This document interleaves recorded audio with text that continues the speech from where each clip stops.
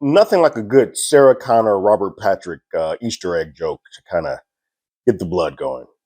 Well done, Reacher. Well done.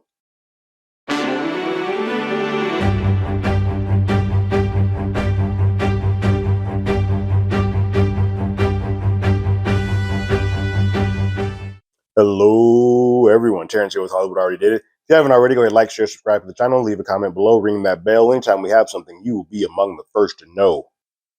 So the second season of Reacher is finally here after a long, pretty long wait.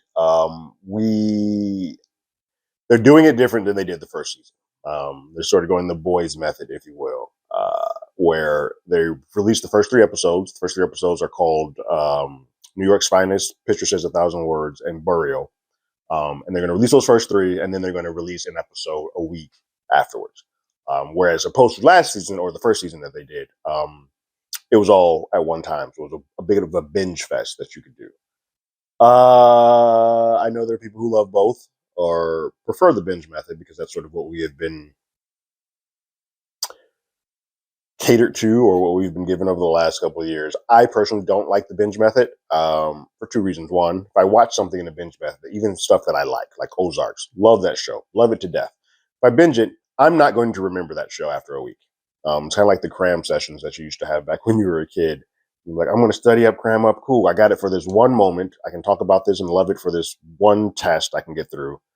And then I'm not going to remember anything of it because I didn't actually take my time with it or spend time with it. Whereas something like Last of Us, which came week to week, there's both a bit more of a groundswell. You can think about it more from week to week. You have time to digest things. You have time to talk about it. And that's sort of where I like to. The other reason why I like the spacing them out is that it allows everybody, all viewers, to sort of be on the same playing field. I think what happens when you do binging, one person might be like, cool, I'm going to burn. I have got nothing. I don't have to work tomorrow. I'm going to burn through all of these.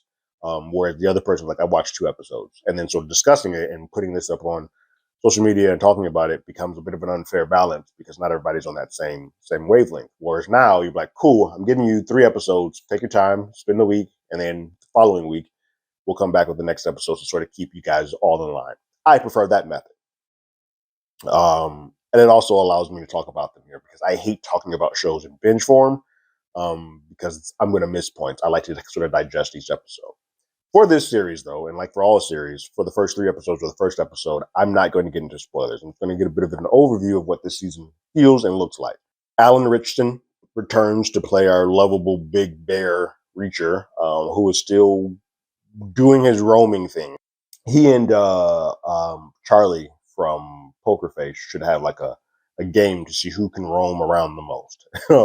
He's roaming around, going from place to place. He doesn't have anywhere to hang his hat. He doesn't have a place that he calls home. He just goes wherever the world sort of takes him. He's off the grid, not on the phone, which is amazing that a man who is all as big and large as he is can be off the grid and not sort of be seen or be known.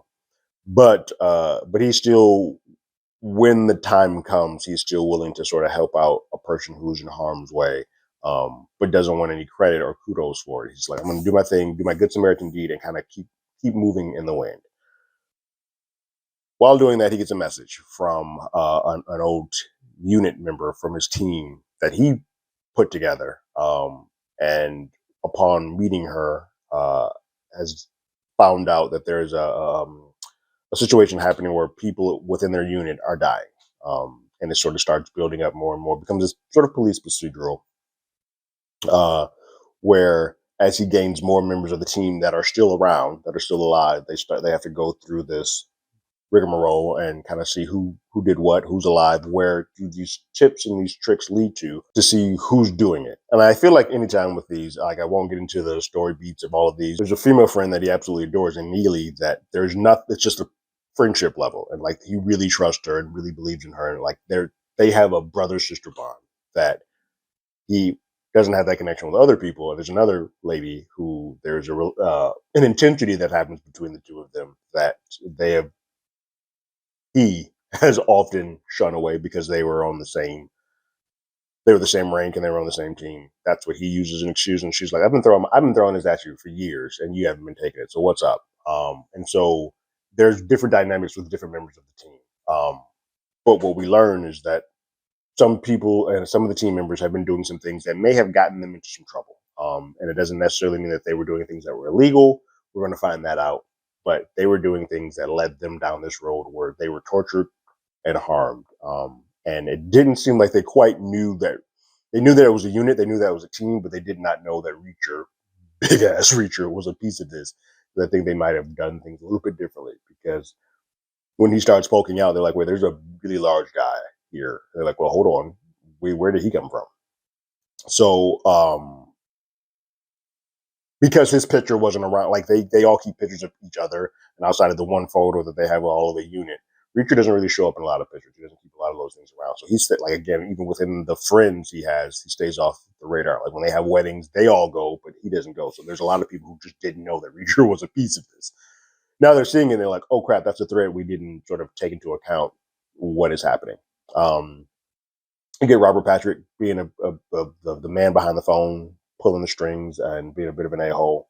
Um, don't really see so much how he connects with Reacher yet. I feel like at some point we're probably going to learn that there's a familial tie between the unit and what's happening. Like I think one of this feels like somebody in that unit, when you have that big of a unit, somebody in their turn and probably didn't feel like Reacher or the team respected them in the way, blah blah. You know how this goes. That's probably what's going to happen. And then that they're the ones who are in charge.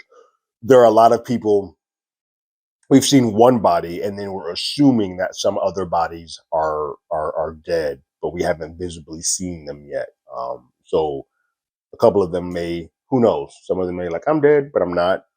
But so far, this has been a really solid season. I don't know how I feel about it in comparison to the first season. I think the first season, the first few episodes felt like it connected a little bit more. Felt like I knew more about Reacher. Like the first season was doing everything to teach us about Reacher, where this one is teaching us about Reacher's connection to everybody else. And sometimes, well, it's a bit of a slower burn than the first because the whole like being arrested and like it felt like we were getting into the cop pieces of it more. This one feels like we're going a little bit slower.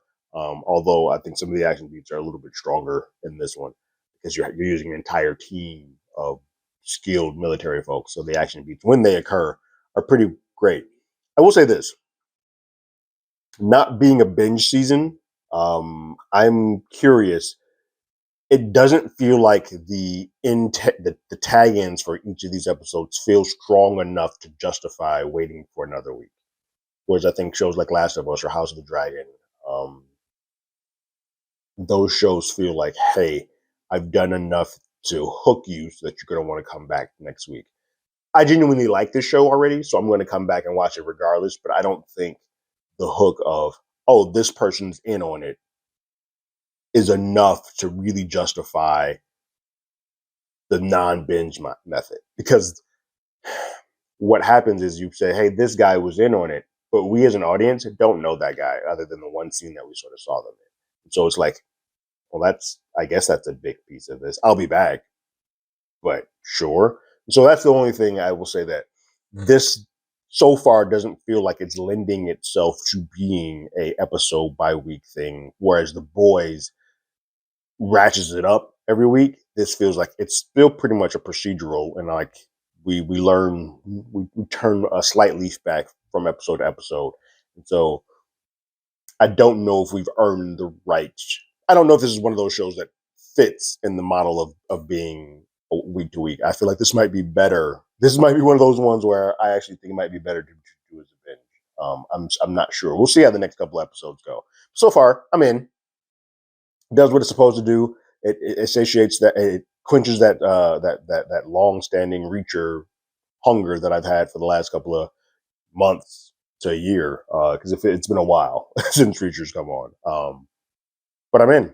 I'm in. What did you guys think about these first 3 episodes? And are you still on board? And do you like this model of going week to week versus the all binge method from the first season? Go ahead and leave your comments and thoughts in the comments below. If you haven't already, you can follow us on X at HollywoodADI. You can hit us up on email at HollywoodAlreadyDid@gmail.com. We also have a podcast with the same name that's on Google Podcasts, Spotify, Apple Podcasts, any other place podcasts. We're there. After this episode, anything else in regards to Reacher will be all spoilers. So we get all up into the nitty gritty of it. So this one, non-spoilers going forward. Let's talk about some stuff. But like always, I got my ticket. You got yours.